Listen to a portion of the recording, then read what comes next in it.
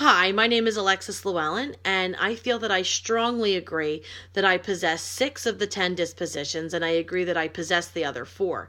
I'm going to get started by talking about the 6 that I feel I strongly possess, that I strongly agree with, and then I'll talk about the other 4 as well, and then I'll get into the 2 dispositions that I'm working on to grow as an educator. And then I'll get down to what a professional educator looks like. So the 6 that I strongly agree that I possess are that educators should be sensitive to learning needs and social needs of the students, and also to embrace the cultural diversity of the community. I am a special education teacher in Camden, New Jersey, so we have a ton of diversity in the room.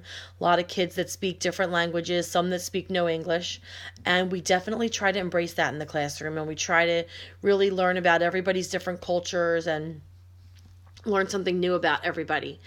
The other thing that I feel makes me a great special education teacher is that I'm constantly trying to bring the curriculum to meet the kids rather than trying to bring the kids to meet the curriculum, which is pretty much impossible in my district, and I feel like kind of across the board.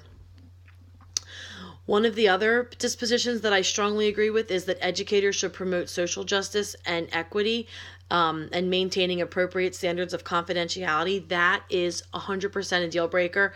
As a special education teacher, you have access to all the students' IEPs and all of their personal information and diagnoses and all of those things. So confidentiality is something that you 100% have to do. And I definitely possess that, and I strongly agree with that. One of the others that I strongly agree with is that educators should recognize that reflection combined with personal experience leads to growth as a professional.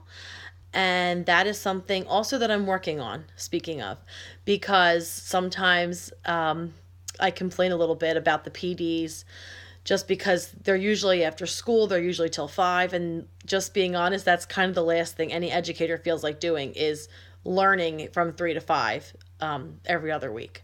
So sometimes I complain about that. So that's one thing I'm working on. Another one that I feel that I strongly agree with is, is that educators need to demonstrate professional friendliness, warmth, and genuine caring in their relationships with others. That also is kind of key in the classroom. The other thing is you definitely want to have a great rapport with your coworkers and with your colleagues, because when you don't, it makes the school look like you're not united as a staff, and that's never good from an outsider looking in. So that's another one that I strongly agree with. The 2 that I feel that I'm working on are, as I already said, is that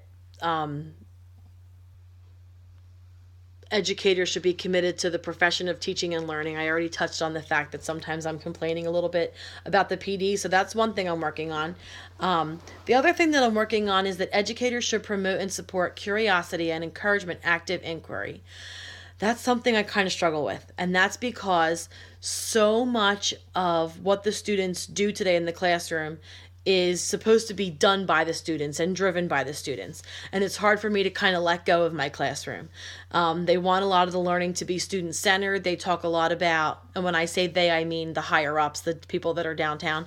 They talk a lot about student-centered learning. The kids should be the ones setting the timer. They should be responsible for their learning. They should do a lot of the, unpacking. When we're reading, all kinds of stuff like that. And sometimes it's just hard for me to let go of that. But I'm working on that. The last thing I do want to touch on is how professionals behave and what they look like and what standards guide their thinking and actions.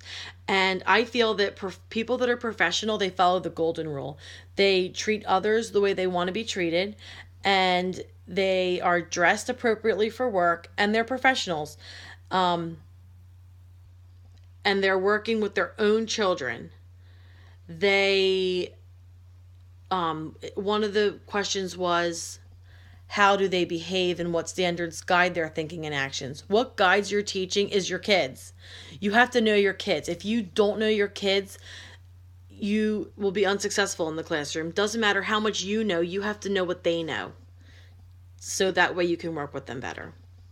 So anyway, thanks so much, and thanks for a great class.